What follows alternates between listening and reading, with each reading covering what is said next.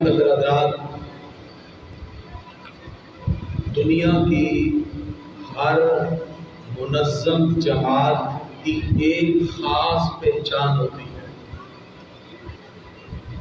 اور ہر جماعت کا ایک الگ تشخص ہوتا ہے، آئیڈینٹی ہوتی ہے، شناخت ہوتی ہے۔ اور ہم دین اسلام کی تمام مذاہب سے جدا ایک شناخت اور ایک پہچان اور ایک آئیڈینٹی اور ایک تشخص رکھتے ہیں۔ اسلام دنیا کا سب سے منظم اور مہذب دین ہے، جس کی اپنی پہچان ہے، اپنی شناخت ہے۔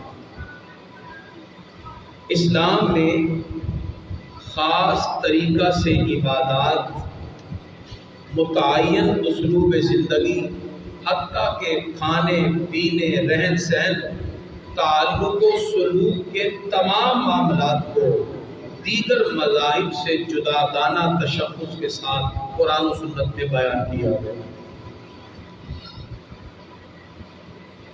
اور ایسی متشخص اور جداگانہ علامات جس سے دینی عظمت کا اظہار ہو اور جس میں تعظیم کا حکم پوشیدہ ہو، اس کو شاعر اللہ کہتے ہیں۔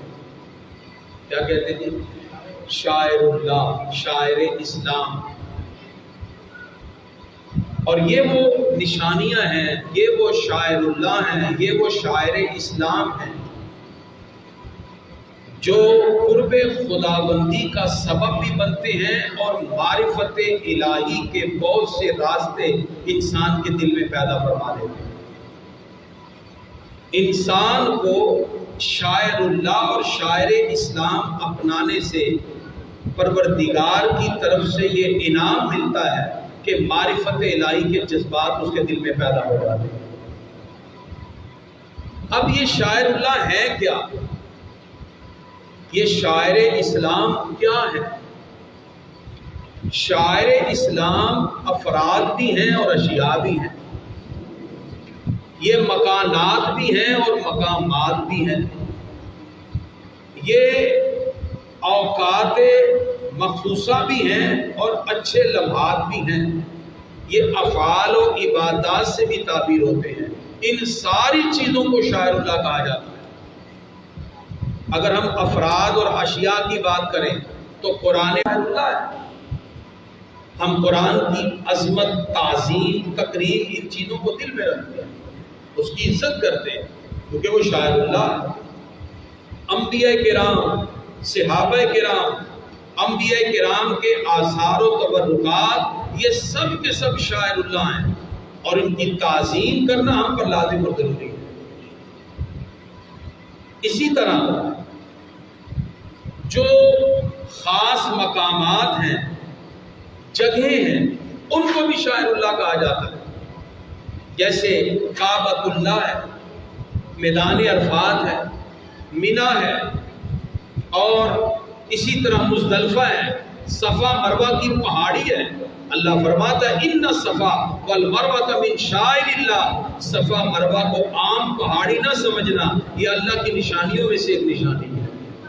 پہاڑی بھی نشانی ہے، میدان بھی۔ پاکستان میں بڑے بڑے خوبصورت میدان، اللہ اور بھی فورٹ اسٹیڈیم ہے ہمارے پاس، تو کوئی شخص کہے کہ یہ بڑا پیارا میدان ہے، لہذا اس مرتبہ میدان عرفات کی جگہ یہاں فورٹس میں جا کے کھڑے ہو جائیں تو دنیا کے سارے میدان مل جائیں، میدان عرفات کے ایک ذرے کے برابر نہیں ہو سکتے، اس لیے کہ میدان عرفات کو میدانوں کی ظاہری خوبصورتی کتنی بھی ہو، کسی میدان کی ظاہری خوبصورتی نہیں دیکھی جاتی بلکہ اس کی نسبت کو دیکھا جاتا ہے۔ اس لیے میدان عرفات کا میدان باقی سارے میدانوں سے افضل ہوتا ہے کیونکہ وہ شاعر اللہ میں سے۔ اسی طرح مساجد، انبیاء اور اولیاء کے مزارات، یہ سب شاعر اللہ میں سے، ان کی تکریم ضروری ہے۔ اسی طرح جو اوقات اور لمحات ہیں جیسے رمضان المبارک، وہ مہینہ بھی شاعر اللہ ہے، ہم اس کی عظمت، اس کی تکریم بجا لاتے ہیں۔ اسی طرح یہ 4 مہینے جس میں ہم بیٹھے ہیں، یہ ذی قعدہ، یہ بھی حرمت والا مہینہ، اس سے اگلا ذی الحجہ، اس سے اگلا محرم، پھر رجب، یہ چاروں کے چاروں مہینے شاعر اللہ ہیں اور ان کا احترام کرنا ضروری ہے۔ نہ ان میں جنگ کی جا سکتی ہے، نہ دشمن کے خلاف ہتھیار اٹھایا جا سکتا ہے۔ پتہ چلا کچھ اوقات، کچھ لمحات بھی شاعر اللہ ہیں۔ اسی طرح عید الفطر، عید الاضحیٰ، ایام تشریق ابھی آنے والے ہیں عید کے دنوں میں، وہ بھی شاعر اللہ ہے۔ اللہ نے دنوں کو بھی شاعر بنا دیا، وہ رب کی نشانی ہے۔ جیسے وہ دن آتے ہیں ہم ہر نماز کے بعد کہتے ہیں اللہ اکبر لا الہ الا اللہ اللہ اکبر وللہ الحمد، اس لیے کہ اللہ نے ان دنوں کو بھی اپنی نشانی بنا دیا، شاعر اللہ بن گئے۔ اور گرامی قدرات، کچھ افعال و عبادات بھی شاعر اللہ ہے، جیسے آذان ہوتی ہے، ہم باقی تمام کام چھوڑتے ہیں اس لیے کہ وہ عمل آذان بھی شاعر اللہ ہے۔ اسی طرح اقامت، با جماعت نماز، جمعہ، عیدین، داڑھی رکھنا، قربانی کرنا، سرکار کی سنت کی چیزوں کو اپنانا، یہ بھی شاعر اسلام میں سے ہے۔ یہ اسلام کی علامات ہیں، یہ وہ آئیڈینٹی ہے جس حیثیت سے، جس خد و خال سے ہم باقی ساری قوموں سے ممتاز ہو جاتے ہیں، اور یہ اسلام کا درہ امتیاز ہے جس کی وجہ سے ہم دنیا کے سارے مذہب سے جدا ہو جاتے ہیں اور ان کو شاعر اللہ کہتے ہیں۔ تو گرامی قدرات، ہم یہاں بیٹھ کر بھی بیت اللہ کی طرف پاؤں نہیں کرتے، ہم اس کا یہاں سے بھی ادب کرتے ہیں۔ کیوں؟ ہم کہتے ہیں وہ شاعر اللہ ہے، وہ اللہ کی نشانیاں ہیں، علامات ہیں۔ شومی قسمت سے کچھ لوگ آج ایسے بھی ہیں جو ان شاعر کا مذاق اڑا دیتے ہیں بغیر کسی وجہ کے۔ میڈیا پر بیٹھ کر آج ایسے لوگ ہمارے رہنما بن گئے جن کو دین کی دال کا نہیں پتا، اور آج انہوں نے نت نئی طرز کے ساتھ ان چیزوں کے بارے میں نئے سوالات نوجوان نسل کے ذہنوں میں پیدا کر دیے۔ پچھلے دنوں ایک مووی بنی لاہور، یہ پاکستان میں، اور لاہور کے سینما گھروں میں لگی ہوئی تھی، لوگ دیکھنے جا رہے تھے، جہاں کھلے عام شاعر اسلام کا مذاق اڑایا گیا، ہمارے آقا کی سنت داڑھی مبارک کا مذاق اڑایا گیا، جہاد کا مذاق اڑایا، اذان کا مذاق اڑایا جاتا ہے۔ ایک اسلامی ملک میں یہ کام ہو رہا ہے۔ اور گرامی قدرات، اگر تو یہ نفرت کی وجہ سے ہے تو پھر تو یہ گناہ کبیرہ ہے۔ اگر کوئی نفرت کی وجہ سے اسلام کی چیزوں کا مذاق اڑائے، اس لیے ہماری بھی یہ کوشش ہونی چاہیے۔ آج بہت سے ڈراموں میں، اسٹیج ڈراموں میں لوگ مختلف چیزوں کے اندر اپنے سبسکرائبر بڑھانے کے لیے اور مختلف چیزوں کو اس طرح عام کرتے ہیں، اور اسلام کا، اذان کا، مسجد کا اور داڑھی کا مذاق اڑا دیتے ہیں۔ اگر نفرت کی وجہ سے تو گناہ کبیرہ ہے، اور اگر فیشن کے طور پہ کوئی ان چیزوں کا مذاق اڑائے، جیسے بعض لوگ حجاب اور پردے کا مذاق اڑا دیتے ہیں، حالانکہ یہ وہ شاعر اسلام ہے جن کی خوبیاں قرآن مجید میں ذکر ہیں۔ اللہ تعالیٰ نے قرآن پاک سورہ احزاب میں پردے کی اہمیت کو بیان کیا۔ تو یہاں ایک جملہ غور سے سنیے گا، اگر کوئی فیشن کے طور پر اسلامی شعار کا مذاق اڑائے تو یہ اس کی سوچ اور فکر کے زنگ آلودہ ہونے کی نشانی ہے۔ جب کسی شخص کی سوچ اور فکر اپنے بارے میں زنگ آلود ہو جائے، وہ اپنے دین کی باتوں کو تکیہ نوش سمجھنے لگ جائے، نعوذ باللہ وہ شاعر اسلام کے بارے میں اگر وہ یہ سوچ رکھے کہ اب اس کا فیشن نہیں رہا، تو یاد رکھیے یہ اس کی سوچ اور فکر کے زنگ آلود ہونے کی نشانی ہے۔ اور جب کسی کی فکر، کسی کی سوچ جب زنگ آلودہ ہو جائے تو پھر وہ دوسروں کے زاویہ نگاہ سے سوچتا ہے، اسے اپنی چیزیں تکیہ نوش لگنے لگ جاتی ہیں، اس لیے کہ اس کی اپنی سوچ، اس کی اپنی فکر تو زنگ آلود ہو چکی ہے۔ یہی وجہ ہے، اسی فکر اور اسی طور طریقے سے سوچنے کو فکری زوال کہتے ہیں، اسے ہی فکری انحطاط کہتے ہیں، اور اسے ہی فیشن کہا جاتا ہے۔ کہ انسان اپنے دین کی چیزوں کو اپناتے ہوئے آر سمجھے اور دوسروں کی چیزوں کے بارے میں اس کو فخر کے ساتھ اپنائے اور اس کو فیشن سمجھے، یہ اس کے فکر اور سوچ کے زنگ آلودہ ہونے کی نشانی ہے اور اس کے فکر اور سوچ کے زوال پذیر ہونے کی نشانی ہے۔ صحابہ کرام کسی بھی مقام پر گئے، ایک جگہ ایک ٹیبل ٹاک ہوئی کفار کے ساتھ صحابہ کرام کی، گفتگو سے پہلے کھانے چنے گئے، دسترخوان پر ایک لقمہ گرا تو صحابی اٹھا کے کھانے لگے تو میزبان محفل نے کہا چھوڑیے، آپ دوسرا کھانا لے لیجیے، اس کو دسترخوان پہ پڑا رہنے دیجیے۔ کہا یہ نہیں ہے کہ ہم نے یہ کھانے دیکھے نہیں ہیں، میں یہ لقمہ اس لیے اٹھا رہا ہوں، ہمارے آقا کا حکم ہے کھاتے ہوئے دسترخوان پہ لقمہ گر جائے تو اس کو اٹھا کے کھا لینا چاہیے۔ ہم اس میں کوئی یار محسوس نہیں کرتے۔ صحابہ کرام رضوان اللہ تعالی مجمعین اس وقت کے بڑے بڑے لوگوں کے ساتھ بیٹھ کر جب ٹیبل ٹاک کرتے ہیں، اپنے آقا کی سنت مبارکہ اور اپنے آقا کے شعار اور دین اسلام کی باتوں کو نہیں چھوڑتے۔ جب شعار اسلام کو چھوڑا جاتا ہے تو پھر معاشرے تباہی کی طرف جاتے ہیں، اس لیے کہ قومیں خود فکری طور پر زنگ آلودہ ہو جاتی ہیں۔ جب ان کی فکر اور سوچ زنگ آلودہ ہوگی تو پھر وہ قومیں کبھی بھی افکار میں پنپ کر اور پھل پھول کر آگے نہیں جا سکتی۔ تو گرامی حضرات، آج بدترین احساس کمتری اور مغربی کلچر کی غلامی کا ثبوت دیتے ہوئے آج میڈیا پر بیٹھ کر بھی بہت سے لوگ اسلام کی ان باتوں کو، شاعر اسلام کو، شاعر اللہ کو تنقید کا نشانہ بناتے ہیں۔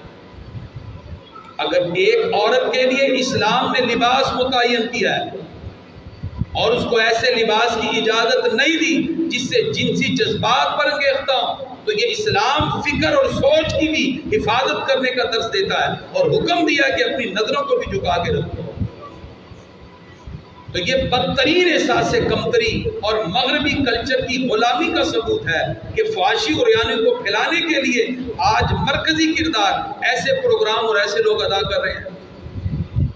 اور بہت سے یورپ کے دلدادہ لوگ ایسے بھی ہیں جو خواتین کے لیے ریویلنگ ڈریسز جس سے جنسی جذبات ابھرتے ہوں اس کی حمایت کے اندر پروگرام کرتے ہوئے دکھائی دیتے ہیں۔ اور یہی پھر وہ ایسے معاملات ہیں تو پھر جرائم کے بڑھنے میں ممید و معاون ہوتے ہیں۔ اس کے بعد کسی ننھی زینب کو ہم کسی کوڑے کے ڈھیر سے اٹھاتے ہیں یا کسی حیا کی بیٹی کے گزرتے ہوئے آنچل کو نوچ دیا جاتا ہے۔ اس میں سب سے بڑا جرم ان لوگوں کا ہے کہ جنہوں نے میڈیا پہ بیٹھ کر عورتوں کے بارے میں ایسے پروگرام کیے جن لباس کی وجہ سے جنسی خیالات پر وہ چڑھتے ہیں، معاشرہ تباہی کے دانے کی طرف آ جاتا ہے۔ حضرت عمر فاروق رضی اللہ نے اپنے دور میں مسجد نبوی میں وضو خانے بنانے کا حکم دیا۔ وضو خانے جب بنائے گئے تو فاروق اعظم سے رائے نہیں لی گئی۔ جب آپ اس کا مشاہدہ کرنے آئے تو دیکھا کہ وہ اس طرح بنے ہیں مسجد نبوی میں کہ مرد بیٹھ کر وضو کریں تو عورتوں کا جو پردہ ہے وہ سلامت نہیں رہتا، عورتیں بیٹھے تو مرد نظر آتے ہیں۔ آپ نے فوراً اس معمار کو بلایا، اس کو کوڑے لگائے، فرمایا ہم اسلام کو ماننے والے ہیں، اسلام کا ماننے والا وضو کرتے ہوئے بھی اپنے سطر کی حفاظت کرتا ہے۔ ایسے وضو خانے کی اجازت ہی نہیں ہے جس میں مرد عورت کو دیکھ سکے اور عورت مرد۔ اسلام سوچ اور فکر کی خوبصورت تعبیر کرتے ہوئے ہمیں اعلیٰ ترین افکار سے منور کر دیتا ہے۔ یہ فکری اور زوال کا وہ خوبصورت انداز ہے جس کو کسی نہ کسی طریقے سے میڈیا پر بیٹھ کر لوگ کہتے ہیں کہ یہ دیکھیے یہ آج کے دور کا خوبصورت امتیاز ہے۔ یاد رکھیے ساری خوبصورتیاں جب ہی ہوں گی جب ہم رسول اللہ کے قدموں سے جڑ جائیں گے۔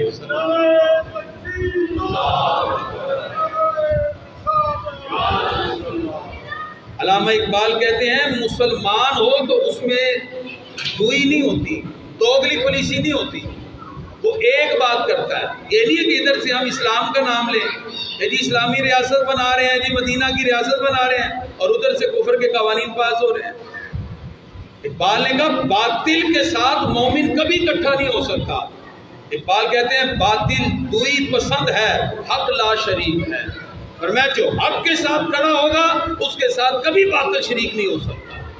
باطل دوئی پسند ہے، حق لا شریک ہے، شرکت میان حق کو باطل نہ کر قبول۔ اقبال نے کہا کبھی بھی حق کے ساتھ باطل کو قبول نہ کر، اگرچہ یورپ کا کتنے پریشر آ جائے۔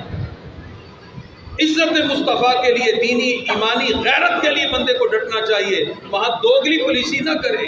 شرکت میان حق کو باطل نہ کر قبول۔ علامہ اقبال فرماتے ہیں صبح ازل یہ مجھ سے کہا جبریل نے، صبح ازل مجھ سے کہا یہ جبریل نے، جو عقل کا غلام ہو وہ دل نہ کر قبول۔ فرمایا جو عقل کا غلام ہو جائے ایسے دل کو کبھی بھی قبول نہ کر، اگرچہ وہ کتنے ہی اپنے زاویے نگاہ کو کتنا ہی خوبصورت بیان کرتا جائے۔ ہماری جتنی بھی عقلیں ہیں ہمارے آقا کے ایک جملے پہ قربان ہو سکتی ہیں۔ ہماری عقل کیا ہے؟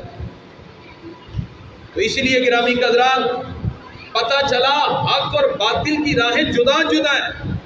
یہ نہیں ہے کہ آپ حق اور باطل کو ملا کر چلیں اور کہیں جی یورپ بھی راضی ہوتا جائے اور ادھر بھی راضی ہو جائے۔ اسلام نے ہمیشہ ہمیں ایک زاویہ نگاہ سے دیکھنے کا حکم دیا ہے، اگرچہ باطل کے حوالے سے ان کے ایوانوں میں زلزلہ کیوں نہ پیدا ہو جائے۔ اللہ تعالیٰ قرآن مجید میں ارشاد فرماتا ہے یا ایھا الذین آمنوا ادخلوا فی السلم کافہ، اے ایمان والو مسلمان ہو جاؤ، اسلام میں داخل ہو جاؤ۔ یا اللہ یہ تو پہلے مسلمان ہے، اس آیت کو سمجھنا ہوگا۔ اللہ فرماتا ہے اے مسلمانوں اسلام میں داخل ہو جاؤ، تو مسلمان تو پہلے اسلام میں داخل ہے، پھر کون سے اسلام میں داخل ہو جائے؟ قرآن میں اللہ فرماتا ہے یا ایھا الذین آمنوا ادخلوا فی السلم کافہ، اے ایمان والو پورے کے پورے اسلام میں داخل ہو جاؤ۔ فرمایا ولا تتبعوا خطوات الشیطان، شیطان کے قدموں پہ قدم نہ رکھو۔ پورے اسلام میں داخل ہونے کا مطلب یہ ہے کہ کہیں تمہیں شیطان ڈگمگائے گا، تمہاری عظمت رفتہ سے تمہیں دور کرے گا۔ اللہ فرماتا ہے کبھی شیطان کے پیچھے نہ چلو، انہ لکم عدو مبین، وہ تمہارا کھلا دشمن ہے۔ اللہ تعالیٰ فرماتا ہے فإن زللتم، اور اگر تم پھسل گئے، من بعد ما جاءتکم البینات، یہاں تک کہ تمہارے پاس شریعت کی واضح باتیں آ چکی ہیں، تمہارے پاس شریعت کے واضح احکام آ گئے، فإن زللتم من بعد ما جاءتکم البینات، اللہ اس کے رسول کا واضح پیغام تمہیں پہنچ چکا، اگر تم پھر پھسل گئے، پروردگار ارشاد فرماتا ہے تو پھر اس بات کو ذہن میں رکھو ان اللہ عزیز حکیم، فاعلموا ان اللہ عزیز حکیم، اس بات کو جان لو اللہ غالب حکمت والا ہے۔ جب وہ اپنی حکمتوں کے ساتھ تمہارے معاملات میں تدبر کرے گا پھر تم ایسے ایسے معاملات میں مبتلا ہو گے کہ تم بیماریوں کا بھی علاج نہیں ڈھونڈ سکتے۔ فَاعْلَمُوا أَنَّ اللَّهَ عَزِيزٌ حَكِيمٌ، جان لو اللہ غالب حکمت والا ہے۔ تو اس آیت سے کیا پتہ چلا؟ انسان کو ہمیشہ حق کا ساتھ دینا چاہیے۔ کس کا ساتھ دینا چاہیے جی؟ حق کا۔ باطل ہمیشہ کمر توڑنے کے لیے ہے۔